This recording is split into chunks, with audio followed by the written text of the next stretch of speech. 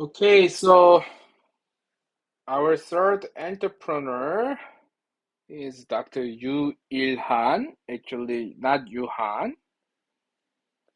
Yu Il-han. I missed the type, the I-L, Il, so Yu Il-han, not Yuhan, okay? So, so our third entrepreneur is Dr. Yu Il-han, and his story is different from Jung Ju-young and Lee Byung-chul in profound way. So while Jung and Lee built a massive conglomerate and became wealthy, but Dr. Yu Il-han built a successful company and then gave everything away. So he was born in 1895. So he was considered the symbol of noblesse oblige in Korean business history. So the idea that privilege comes with responsibility. So today, so we could call him a social entrepreneur. So someone who uses business method to solve social problem. Okay. So let me tell you his remarkable story. So 1895, he was born in Pyongyang, North Korea. He's into a Buddhist family. And after 10 years, at age 10, his family emigrated to the United States.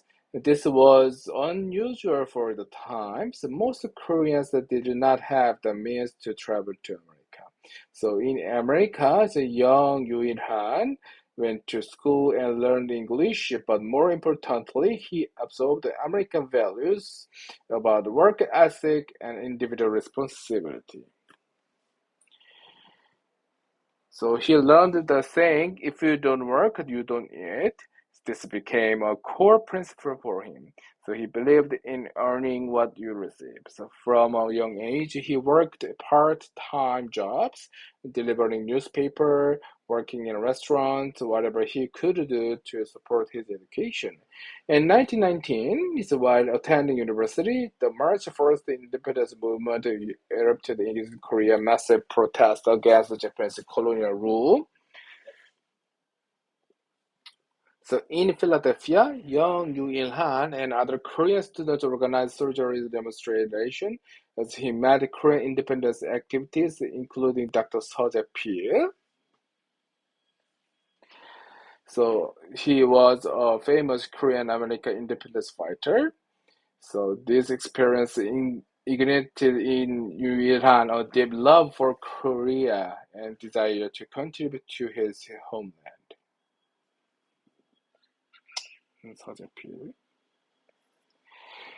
So in 1920s, after graduation, Yu Il-han started a business in America, a beans produce business. This might sound humble, but he was incredibly successful. He understood the Korean and Asian immigrant market, provided a quality product, and built a profitable enterprise. He traveled to China for business expansion, and during this trip, he returned to Korea for the first time in 20 years. So what he saw shocked him. So Korea was under Japanese colonial rule. The people were poor, suffering from disease, with almost no access to quality medicine. Most pharma most pharmacies were expensive imports that ordinary Koreans could not afford. So people were dying from treatable illness simply because they could not access a proper medication. So Yu Il-han made a decision that would change his life. He would return to Korea and start a pharmacy company to serve his people. So 1926, he returned to Korea and founded Yuhan Corporation, a pharmaceuticals company focused on providing quality, affordable medicine to Koreans. Now, here's what's remarkable. He did not do this primarily to get rich. He had a profitable business in America. He could have lived comfortably. So he did this because he saw a social need and he believed the business was the right tool to address it. This is social entrepreneurship, using sustainable business models to solve social problems. So here's the first core philosophy, business for the people. So he had a dual purpose for Yuhan Corporation. Let me show you how he thought about this. So the dual mission. The first purpose is public health. So his primary goal was to solve Korea's health crisis. So provide quality medicine at an affordable price. So build domestic pharmaceuticals manufacturing capability. So Korea would not depend on imports, of course, and establish the medical infrastructure and education.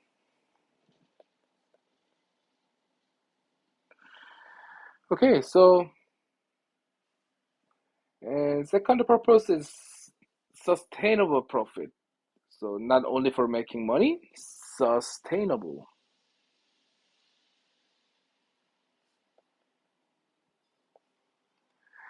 So So he understood that charity is not sustainable.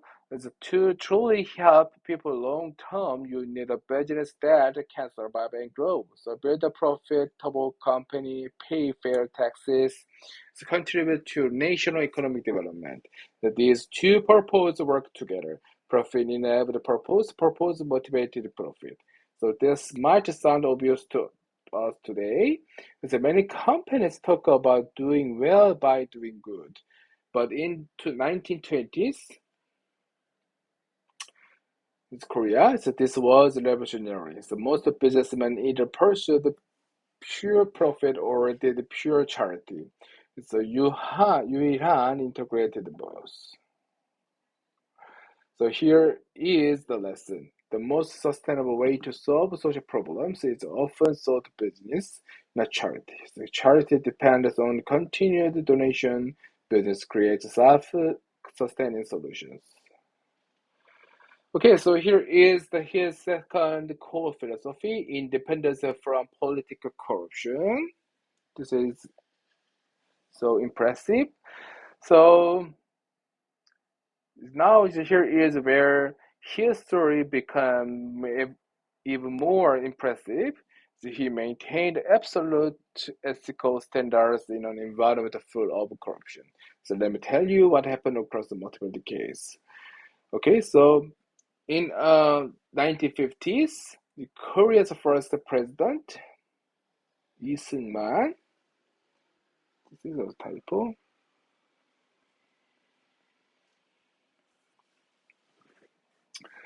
So he ran an increasingly authoritarian government. It was common, almost expected. So for large companies to pay political funds to government officials, government representatives approached to Dr. Yu Il-han and said, "You have a successful company. You need to contribute to political campaigns and government initiatives." But he refused, and he said, "I pay my taxes fully and fairly. That's my contribution to the nation. I will not pay bribes or political funds." So this took enormous courage. Refusing could mean the government retaliation, denied permits, sudden tax audits, regulation designed to hurt your business. But Yuiran had firm. He believed that business should contribute through legitimate taxes and good products, not through corruption. Okay, so in 1960 to 70s, when Park Chung-hee took power through the military coup in 1961, the pressure intensified. The new government needed funds for its economic development plans and military spending. So again, official approached Dr. Yu Il-han demanded political contribution. Again, he refused, of course. So this time, the government retaliated. So they launched a harsh tax audit of Yuhan Corporation, clearly hoping to find the violation they could use leverage. So here's what happened. The auditors went through everything. every transaction, every document, every record. Then they found nothing. Nothing. They found nothing.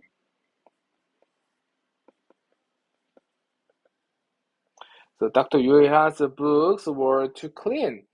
So not only had he not evaded the taxes, he had actually been overpaying slightly due to conservative accounting practice.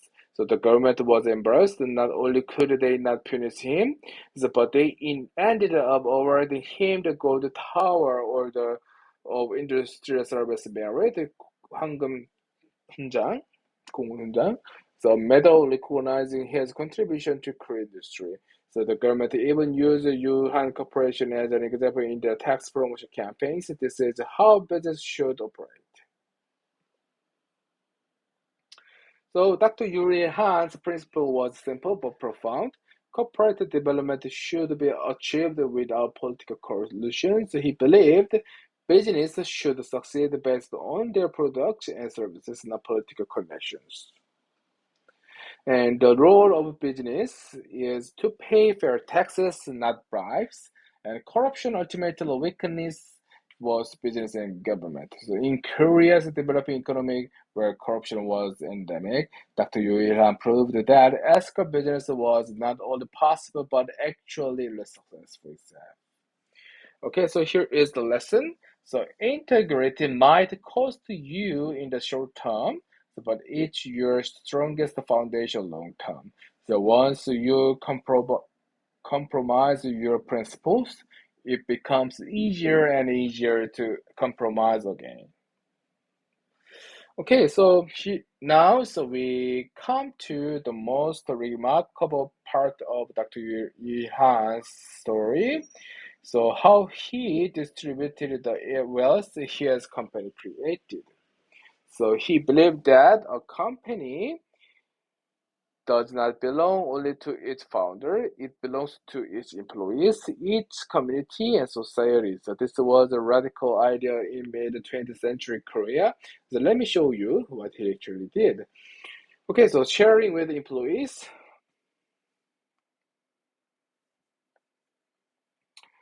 So first, Dr. Yu Han converted his personal company into foundation and distributed ownership to employees.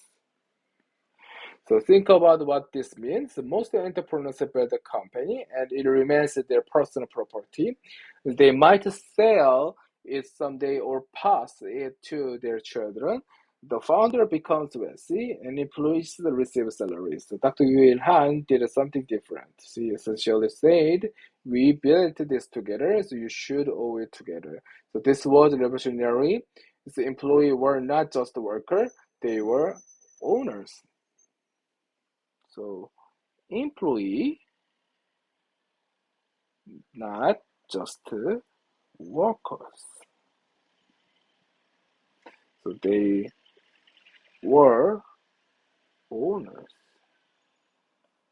So they had a stake in the company's success. So what is the impact? This created incredible loyalty and motivation. Employees were not working for the boss, they were working for themselves. So sharing with the public, this part. So second, in the 1960s, Dr. Yuan took Yuan Corporation public. He offered shares to the general public. So now here is the crucial part. He did not do this to raise capital. The company was already profitable and had sufficient funds. So he did this to share the company's success with ordinary Koreans.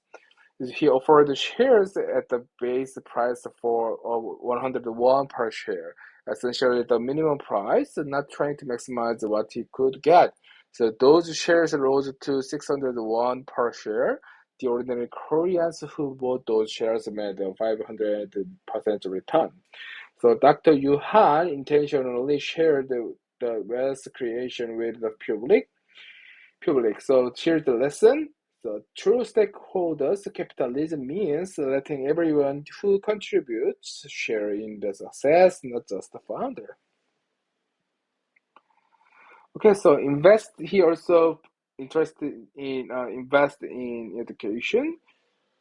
So He believed that for Korea to develop, we need educated citizens. Education is the foundation of national progress. So he founded schools, provided scholarship to students, never interfered with academic decision. He gave money and let educators educate. So funded students to study abroad and bring back knowledge. He only took a modest salary as a chairman. The profit went back into the business, into employee welfare, and into education. Okay, and also the last things, returning everything to society. Finally, at the end of his life, he made an extraordinary decision. He did not pass the company to his children or family members. He returned everything to society. He ensured that the professional manager, not family, would run the company. Profits would continue supporting education and social welfare. The company would serve its social mission in perpetuity. So from seven Pyong, maybe it's around 230 square meters, maybe 70 Pyong. And 700 billion won initial investment in 1962. Okay, so, and he gave it all away. So let me summarize Dr. Yueha's model, so because it's a blueprint for ethical, sustainable, impactful business. So first is purpose, solve social problems, people cares in UN Corporation, and operation, build a sustainable, profitable business. And profits share with all stakeholders, employees, public, community, and growth. Reinvest in your purpose and in education. And legacy return west to society. So this is the opposite of get rich at any cost. This is build sustainable. They share widely, serve deeply. Okay,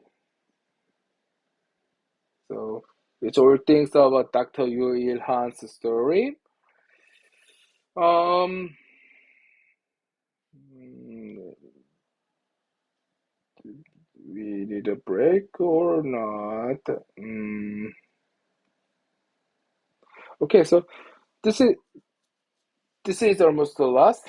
So Steve Jobs case.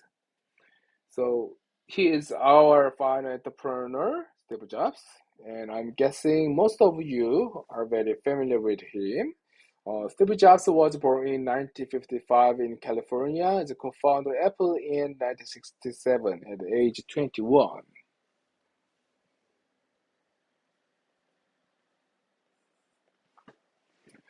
So he was first out of his own company in 1985, came back in 1997 when Apple was nearly bankruptcy, then transformed it into the most valuable company in the world before his death in 2011 at age 56. But beyond the fact, just becomes synonymous with innovation.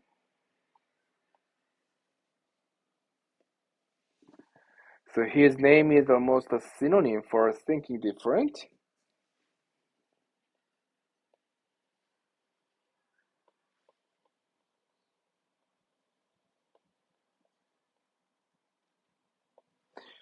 So this synonym is for challenging the status quo, is for making products that people love, not just products that work.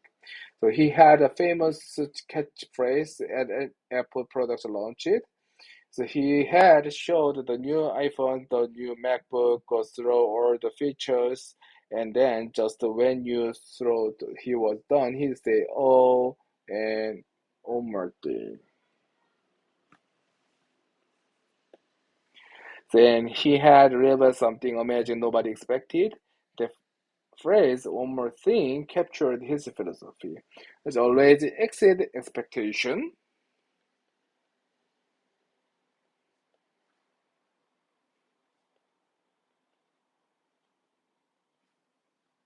It's always surprise. let's push it for the, then people think possible. So what can you learn from Steve Jobs that's different from our three current entrepreneurs? What principle did he follows. Jobs left behind extensive interviews, speeches, and writings. His colleagues have written extensively about him. We have a lot of material to understand his thinking. So let me share his five core philosophies. The first, his core philosophy is believe you can change the world.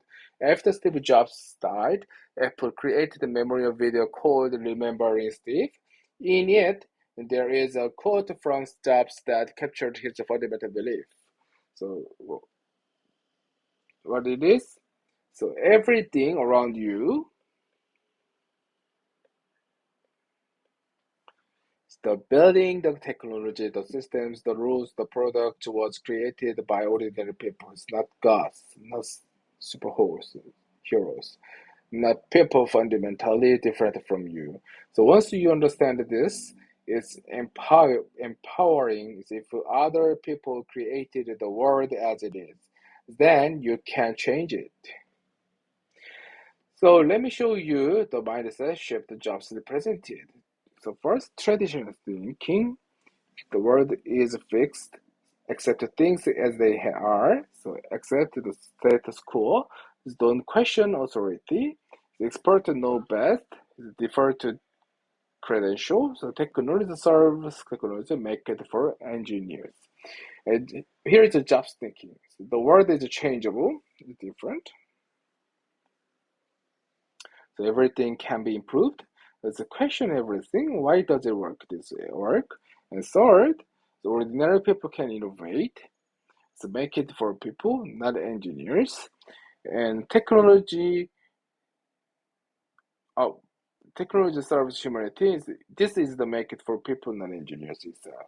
So this is the mindset that led Apple to create a product that transformed the entire industries. Okay, so here is some testimonials from colleagues. Tim Cook, he is the Apple CEO now, so wrote in a memo after Jobs' death. So Steve believed that passionate people could improve the world. He stimulated us to see the world not as it is, but from the perspective of how it can be changed.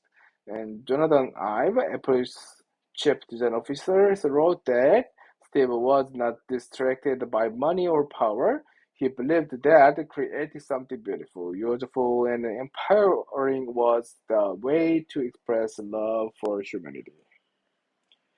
So, notice the theme: so change, passion, service to humanity.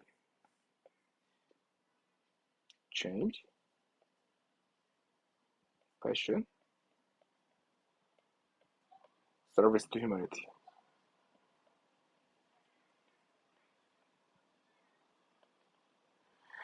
Jobs didn't build an Apple to get rich, so he did get rich. He built Apple because he believed technology could empower people, it could change lives, it could make the world better. So here's the lesson. The most powerful motivation is not money or fame. It's the belief that your work matters so that you can make a difference. Okay, so we take a break. Then we are going to look for the second core philosophy of jobs.